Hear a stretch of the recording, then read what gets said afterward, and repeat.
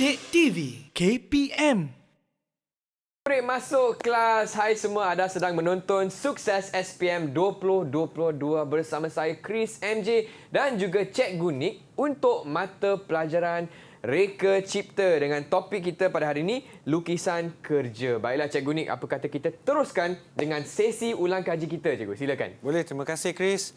Okey, yang seterusnya, setelah murid selesai melukis lukisan ortografik dan isometri, tibalah masa murid perlu tahu kaedah mendimensi. Sebab dalam lukisan kerja perlu ada ukuran, betul tak? Bila tak ada ukuran, kita pun tak tahu berapa panjangnya, berapa lebarnya, berapa tingginya. Faham. Jadi, proses mendimensikan bertujuan memberi butiran lukisan seperti ukuran objek, sudut, titik, tengah, bulatan dan sebagainya.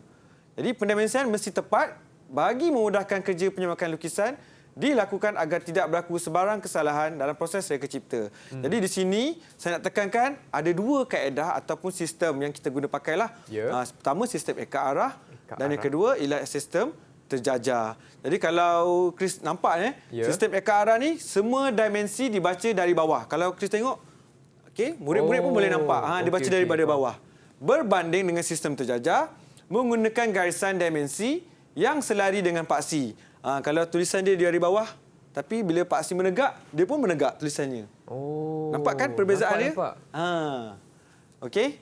Jadi pelajar, murid boleh rujuk pada buku teks halaman 143 untuk lukisan unjuran ortografik, kaedah pendimensiannya, ataupun untuk lukisan isometri, boleh rujuk muka surat 153, kaedah pendimensian bagi lukisan isometri lah. Okey, faham cikgu.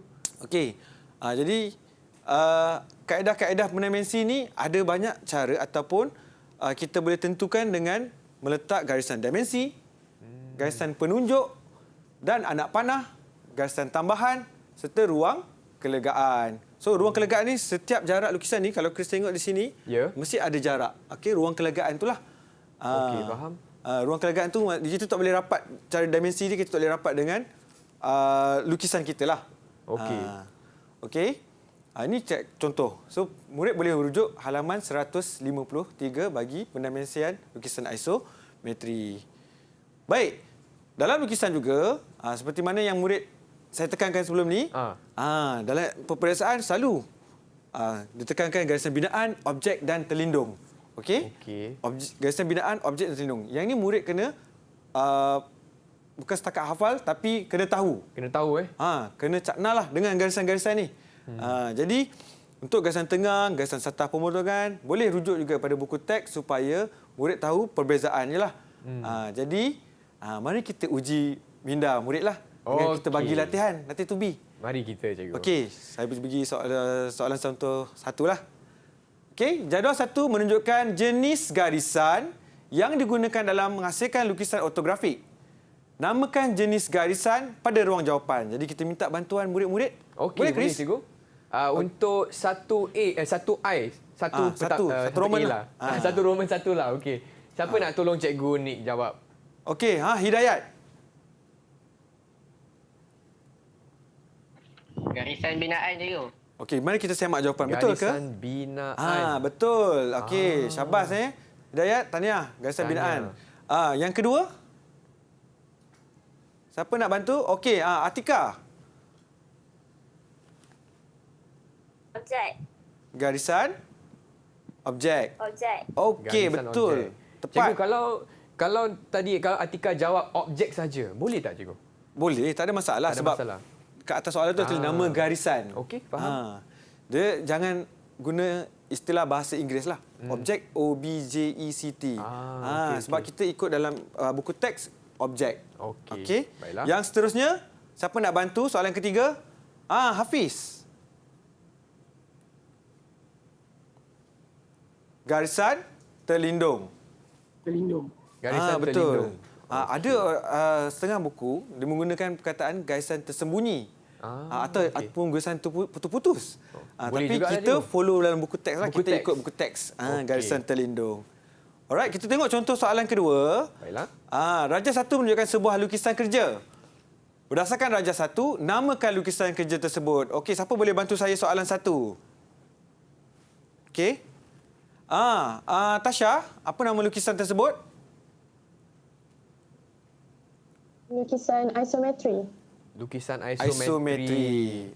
Okey. Okey. Kalau ada murid yang tulis isometrik, masih kita terima. Okey, faham. Sebab dia tak lari lah. Maksudnya masih Ya. menunjukkan, istilah dia masih menunjukkan benda yang sama. Okey.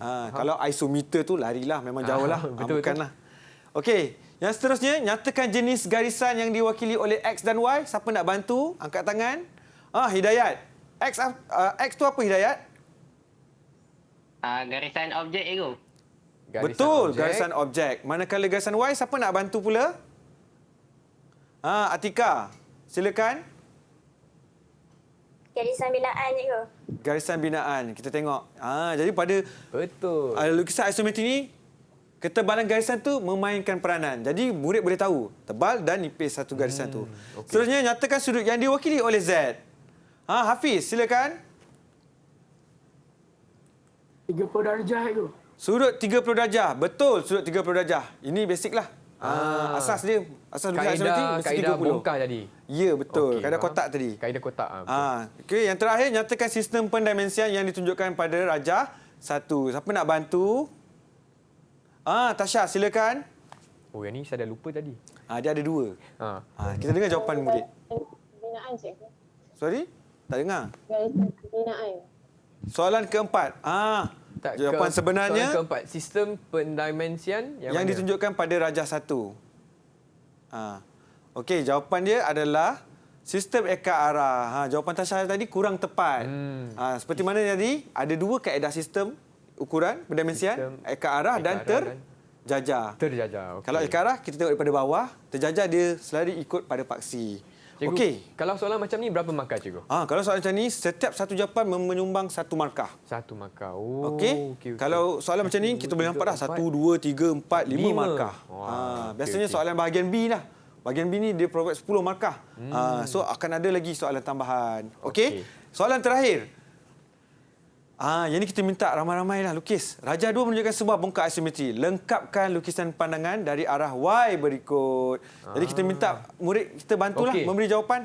Baiklah, semua boleh jawab ya. Cikgu, saya nak tanya, lukisan pandangan dari arah Y, adakah ia pandangan CC? Betul tak, cikgu? Betul. Okey, Pandangan dari arah sisi. So macam kita tengok objek tadi, Okey.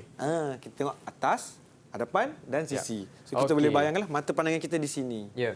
Cikgu, Okey. apa kata kita teruskan dengan jawapan tersebut? Boleh? Cikgu? Boleh, Cuba tunjukkan jawapan masing-masing. Okey. Saya rasa murid-murid pun dah siap. Boleh tunjukkan jawapan? Okey. Wow, okey. Okey. Kita tengok jawapan masing-masing. So kita tengok jawapan saya.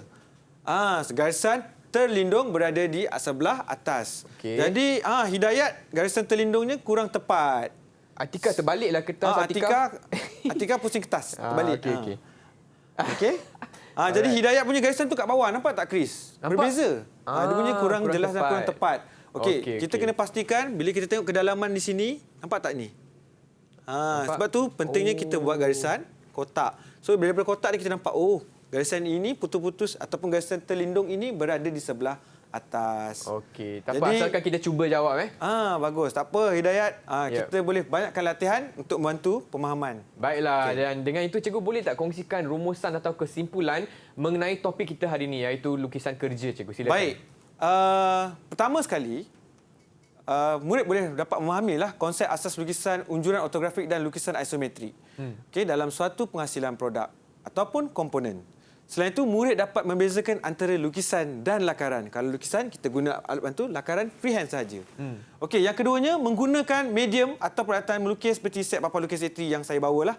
Okey, sesiku set. Ini adalah alat-alat bantu. Jadi, secara tak langsung, murid dapat membantu murid untuk berlukis dengan lebih cermat dan berdisiplin lagi lah.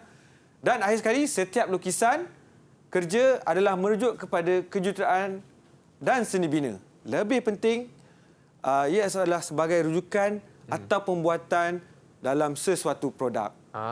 Baiklah. Dengan itu saya ingin ucapkan ribuan terima kasih kepada Cikgu Nick. Terima kasih Cikgu. Dan kepada murid-murid, kita akan jumpa lagi hanya di slot Sukses SPM 2022 hanya di Didik TV KPM. Bye semua. Didik TV KPM